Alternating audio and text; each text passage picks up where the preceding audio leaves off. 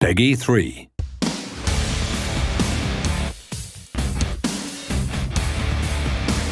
Hi pilot, and welcome to DAKAR18. On this tutorial, we are going to train the basic elements so you can begin our rally raid.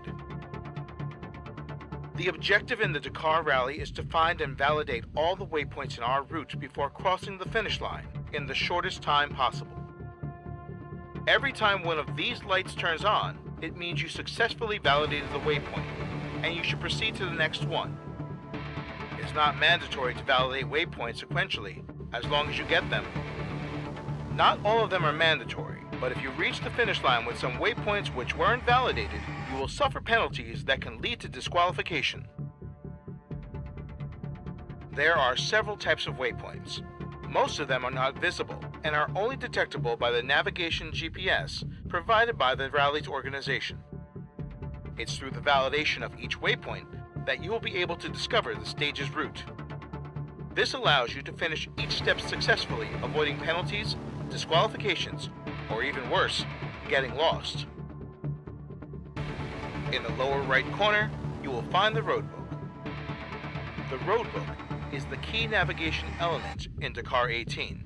It describes all the necessary information to navigate between each waypoint.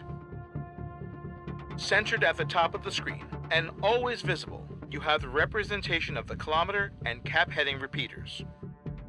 Whenever you reach the validation radius of a waypoint, it will be verified as valid.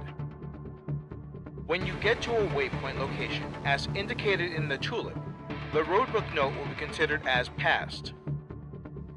If the waypoint is not WPC or waypoint control, an arrow will appear between the repeaters. You should follow the direction of the arrow to the waypoint location and validate it. When in rookie difficulty mode, an extra indicator is added, but only when we're on/off track. You should keep the indicator centered because it points you to the location of the next waypoint. This is just a helper for rookies, and it isn't used by real rally competitors. On the left side, we have the waypoint index that represents all the existing waypoints in a stage and their respective number. The waypoint number is always corresponding to the roadbook's note number. When a waypoint is validated, the corresponding cell changes to green, and in the case of PCs or passage controls, it changes to yellow. Every waypoint has a validation radius. Remember that the validation of waypoints is mandatory to avoid penalties. Each note in the roadbook is divided in 3 columns: total and partial kilometers, tulip, and warnings. Roadbook notes are read from left to right.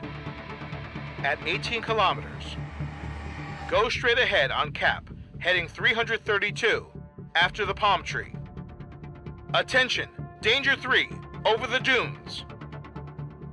After reading the note, you have to focus on the kilometer and cap heading repeater.